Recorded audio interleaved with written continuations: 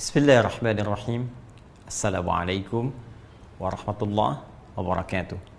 Alhamdulillah wassalatu wassalamu ala Rasulillah wa ala alihi wa sahbihi wa man wala wa ba'du. Saudara-saudariku, bersyukur pada Allah Subhanahu wa taala bahwa hari ini kita telah tiba tepat di hari ke-9 Zulhijjah tahun 1441 Hijrah. Hari Kamis, dan tentunya ini menjadi salah satu rangkaian puncak yang mengawali ibadah haji bagi saudara-saudari kita yang saat ini berhaji, yang tentunya akan merapat, dan mungkin dalam saat ceramah ini disampaikan, tausiah ini diutarakan, telah tiba bahkan di Arafah untuk menunaikan satu puncak ibadah haji, yaitu wukuf di Arafah. Bersamaan dengan itu, ada satu pula yang spesial, khususnya bagi kita yang belum menunaikan haji di tahun ini, yaitu untuk menunaikan satu ibadah dari satu rangkaian keutamaan bulan Zulhijjah yang diisyaratkan dalam Al-Quran surah 89 ayat 1 sampai dengan 3 itu, ataupun ditegaskan keutamaannya dalam hadis Nabi di Sahih Al-Bukhari riwayat Ibnu Abbas radhiyallahu taala anhuma, seperti pernah kami utarakan dalam edisi sebelumnya. Di antara 10 hari yang istimewa itu, ada satu yang sangat spesial yang tidak ditemukan dari hari pertama, hari kedua sampai ke-8 yang telah kita lalui. Tapi hari itu akan tiba tepat saat kita berada dalam program ini, saat kami sampaikan tausiah pada kesempatan kali ini, yaitu hari ke-9 di bulan Zulhijjah, yang langsung narasinya disampaikan oleh Nabi SAW yang mengandung banyak keistimewaan dan kemuliaan.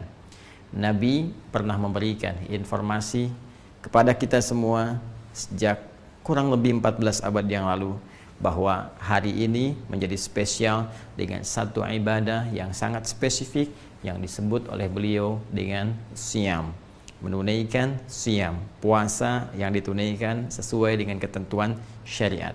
Beliau mengatakan, siyamu yaumi arafata anni ahtasibu ala Allahi ayyukaffira al-madiyah wal baqiyah. Dalam riwayat lain, an yukaffira sanatal madiyah wal baqiyah. Sungguh puasa yang ditunaikan di hari yang bertepatan dengan momentum Arafah, aku berharap pahalanya di sisi Allah Subhanahu wa taala bisa menggugurkan dosa-dosa setahun berlalu dan menjaga dari perbuatan dosa setahun yang akan datang. Teman-teman sekalian, hari ini menjadi spesial dalam uraian hadis Nabi SAW karena tanggal 9 ini disebut oleh Rasulullah SAW bertepatan dengan momentum Arafah, saat para jemaah haji menunaikan prosesi wukuf sebagai rangkaian puncak haji yang ditunaikan dan menjadi inti dari penunaian ibadah haji dari sekian rukun yang harus kemudian diikuti. Di sini Nabi SAW memberikan arahan kepada kita. Dalam momentum ini, kita diminta oleh Rasulullah untuk menunaikan ibadah spesifik berupa siyam. Tidak main-main, pahalanya bisa menggugurkan dosa setahun berlalu, dan perhatikan baik-baik cara kita memahaminya, bisa menjaga dari perbuatan dosa setahun yang akan datang. Masya Allah.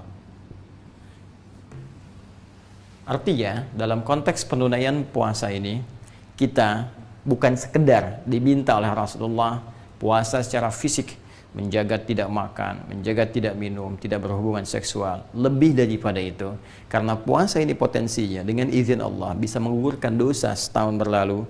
Karena itu cara mengisinya akan lebih baik jika kita iringi dengan mengevaluasi kesalahan-kesalahan yang pernah diperbuat oleh kita dan berpotensi dosa setidaknya setahun ke belakang.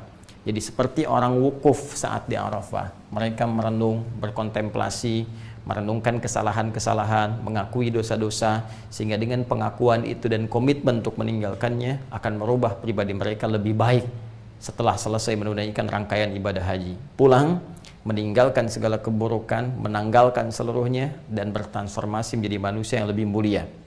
Pun demikian, orang yang belum punya kesempatan untuk berhaji, di tepat pada momentum yang sama, Nabi minta untuk menunaikan puasa dan mengisi puasa itu dengan kontemplasi, dengan renungan seperti orang wukuf yang berada di Arafah.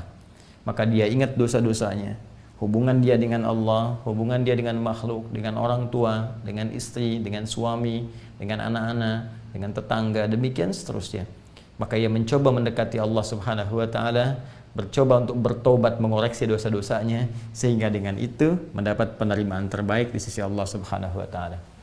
Ciri orang yang diterima tobatnya, diterima koreksi dirinya, diterima perubahan dirinya ketika dia mendekat kepada Allah saat berpuasa ini, pun demikian dengan yang wukuf di Arafah. Maka ciri yang paling spesifik saat tobatnya diterima, saat dosanya dihilangkan, adalah terjaganya ia dari perbuatan dosa setelah amalan itu ditunaikan. Karena itu Nabi memberikan isyarat Allah akan berkenan mengampuni dosa setahun yang akan datang. Maksudnya adalah dia akan terjaga dari perbuatan dosa, sehingga tidak mudah anggota fisiknya untuk mengarah pada perbuatan maksiat. Karena berhasil puasanya di hari ini, maka ada penjagaan dari seluruh anggota tubuhnya. Matanya tidak mudah melihat perbuatan maksiat, telinganya tidak mudah mendengar yang salah, demikian lisannya tidak mudah bertutur yang keliru sampai ke ujung kakinya. Ada penjagaan setidaknya selama setahun ke depan. Kalau dibiasakan, maka tiap tahun akan terjaga, dan transformasinya akan melahirkan nilai-nilai kebaikan pada setiap sifat dan sikap yang terbawa dari aktivitas manusia yang paripurna ini. Jika demikian, boleh jadi ada banyak orang yang berhasrat untuk menunaikan puasa di hari ini, tapi belum tentu berhasil menjalaninya jika sekedar hanya menahan lapar, haus, dan kebutuhan biologis atau seksual saja. Karena itu, isi hari ini dengan banyak merenung, banyak berkontemplasi, mengoreksi diri. Dan buktinya akan terlihat setelah kita melalui ibadah yang kita tunaikan sebagai puasa bertepatan dengan momentum Arafah di hari ini. Jika setelah puasa ini belum mampu kemudian lahir penjagaan-penjagaan tadi, ini menunjukkan ada yang kurang berhasil dalam puasa yang ditunaikan itu. Maka mari buktikan kepada Allah bahwa alhamdulillah kita diberi kesempatan tahun ini. Ini hanya datang setahun sekali. Ya, momentum perubahan, momentum taubat, momentum penerimaan hanya setahun sekali. Jika kita tidak dapat di tahun ini, kita harus tunggu tahun depan. Karena itu, mari kita berjuang, berikhtiar, dan membuktikan kepada Allah dengan kesungguhan kita bahwa semua yang diberikan kepada kita, kesempatan yang mulia ini, kita bisa maksimalkan dengan sebaik-baiknya.